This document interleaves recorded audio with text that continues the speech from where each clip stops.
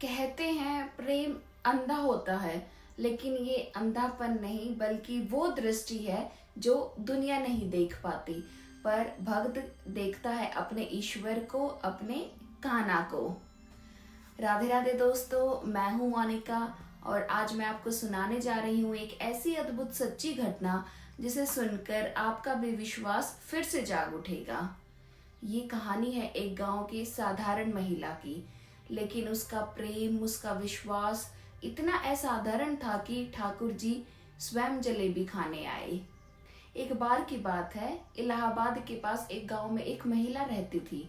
उसके पति का जल्दी ही स्वर्गवास हो गया। वो अपने मायके लौट आई, सोचा माता पिता की सेवा करूं, सेवा में मन लगाने लगी। एक दिन किसी ने सुझाव दिया, लड्डू गोपाल घर में ले आओ, तुम्हारा मन भी लगेगा और भगवान का प्रेम भी मिलेगा। उन्होंने लड्डू गोपाल जी को घर लेके आई और बस अब वही दिनचर्या बन गई।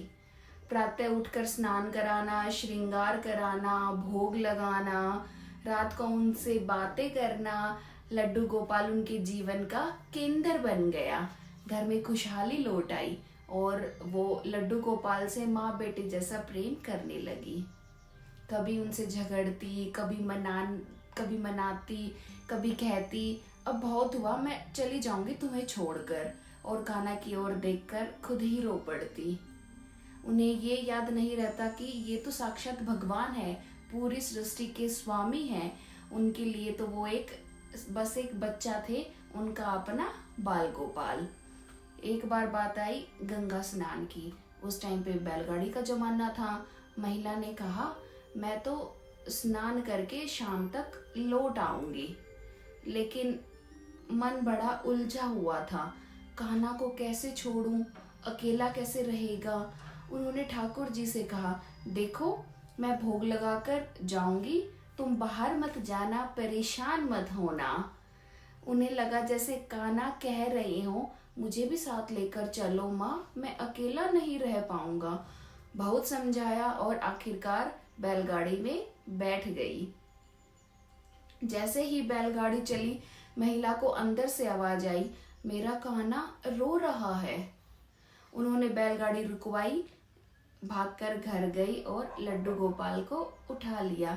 इतना नटखट है मेरा बच्चा, अकेला नहीं रह सकता। उन्हें साथ लेकर चल पड़ी और रास्ते भर सबको कान्हा की शरारतें सुनाती रही। लोग कहने लगे, बुढ़ापे में पागल हो गई है, अकेले बातें करती रहती है। गंगा घाट पहुंचे और स्नान की तैयारी हुई। महिला ने सबसे कहा, मेरे कान्हा को भी स्नान कराना है, ठंड है, पूछ लूंगी। स्नान के बाद महिला ने कहा, कोई जलेबी खिला दो, मेरा कान्हा जिद कर रहा है। लोग चिढ़ गए, बहुत हुआ अब। लोग चिढ़ गए, बहुत हुआ अब, भगवान को भोग लगाना बंद करो तुम। पर महिला ने पल्लू से पर्दा किया, ठाकुर जी के सामने देसी घी की जलेबियां रख दी, लो कान्हा भोग लगाओ। जब पर्दा हटाया सभी के सामने, तो जलेबी में उंगलियों के निशान थे। लोग अवाक रह गए, कई रोने लगे, कई चरणों में गिर पड़े। लोगों ने कहा, हमने मजाक उड़ाया, हमें क्षमा करो ठाकुर जी। महिला बोली, मैं तो रोज भोग लगाती हूँ, अब जो मेरे कान्हा चाहेंगे वही बनाऊंगी। उस दिन से गांव के लोगों का विश्वास ही बदल गया।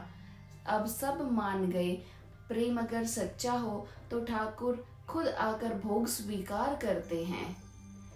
आज भी वो गांव, वो घाट, वो महिला का प्रेम लोगों को याद है, क्योंकि उस दिन भगवान ने एक बात सिद्ध कर दी, जहाँ प्रेम सच्चा हो वहाँ मैं स्वयं आता हूँ।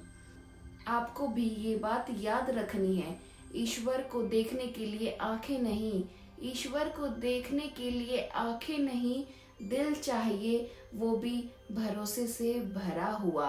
अगर इस कहानी ने आपके दिल को छुआ हो तो इसे जरूर साझा करें, क्योंकि किसी का विश्वास फिर से जाग सकता है। मैं हूँ मोनिका, मिलते हैं अगली भक्ति कथा में। जय श्री कृष्णा, राधे राधे।